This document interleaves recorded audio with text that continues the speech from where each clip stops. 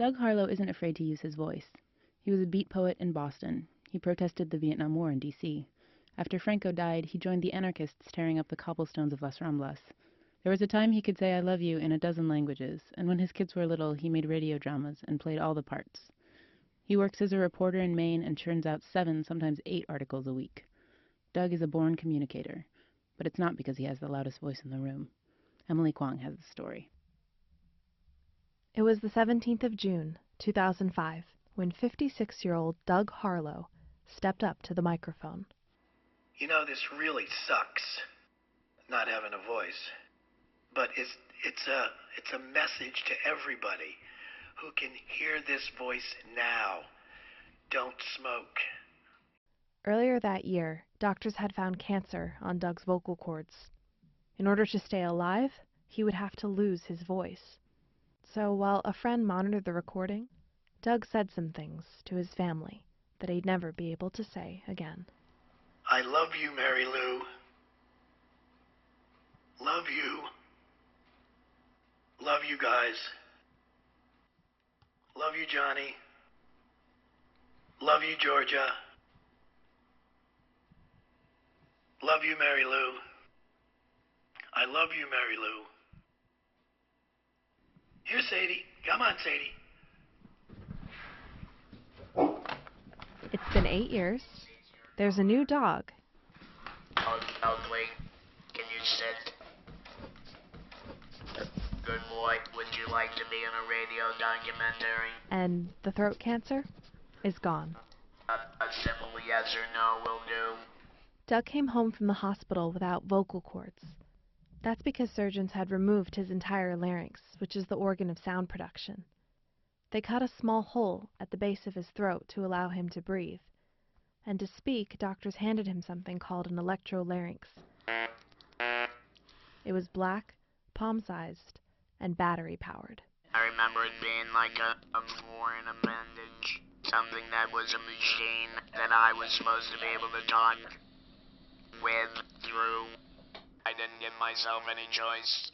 You're gonna learn how to use it, and then you're gonna go back to work.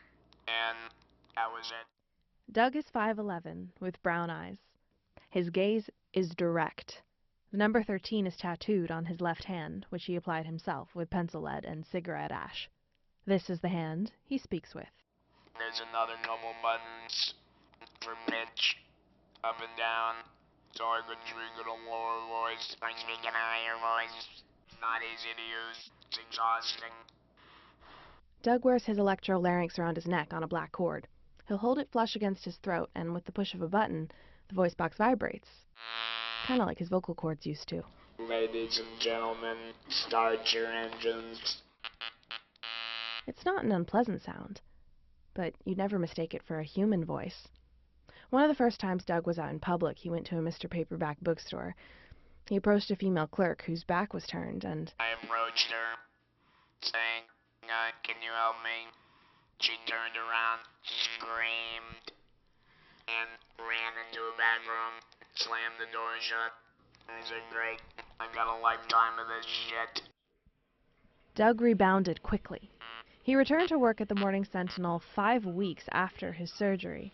His colleagues wondered if he'd keep reporting or take a silent post behind the copy desk. When Doug made interview calls, sources hung up on him. They accused him of making a prank phone call. Colin Hickey sat directly across from him. And this would just drive Doug crazy. Because, he couldn't do his job. He couldn't get the information. And there were points where he'd ask me, can you make the call? Hey, my colleague has a mechanical voice. You've been hanging up on him.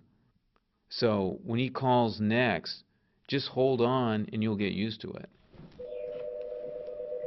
Doug kept calling, and eventually, he stopped asking Colin for help. Eventually, and I don't know if it was weeks, I don't know if it was months, but eventually, this artificial voice started to sound like Doug again. I finally learned how to use this thing, and how to, throw in an inflection. These days, Doug is one of the paper's busiest reporters. He interviews cops and criminals and listens to the police scanner for activity. When he calls for information, the detectives understand his questions. Sheriff's Department Dispatch Marvel. Good afternoon, Doug Harlow calling. Hey, How's you anyway? what, you recognize my voice? Yes, sir. So, what do you need today? We haven't had anything much going on. Yep, well, that's my question. I already anticipated it. Well, Okay. alright, well, that's good news. Thank you. Doug is navigating life just fine with a voice box. He can say anything he wants to, but that doesn't mean he's always heard. It's changed the way he relates to people. Even his wife of 27 years, Mary Lou. I'm still talking the way that I always spoke when he had a voice, too. So it is something that I have to try to keep in mind, even like during an argument, giving him the opportunity to argue back, because I can get louder than what he can. So that kind of stuff is real. It is what it is. Not that I ever intend to do it, but I do it. What do you do when you're not being heard? I shut up, and that's not like me. I used to be, outspoken a lot more than I am now because I cannot be heard, and if I can be heard, then I'm not gonna say it. It's frustrating at times, it makes me angry at times still. Parties or loud restaurants can get discouraging. There's a lot Doug wants to say, but he ultimately depends on technology to say it. It's the only thing I have. It's the only way that I can speak. And that's kind of weird if you slow down for a minute and think about that. When the power goes out finally and fully, when the mountain meets the sea at Armageddon, I'm not gonna have batteries. And then I will be silent. But Doug is far from silent. He's still heard because he's still here. I knew I would survive. Because the last thing I want to do is die.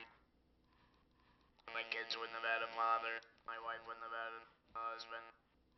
So I chose life. And this is what it sounds like. For Salt Radio, I'm Emily Kwong.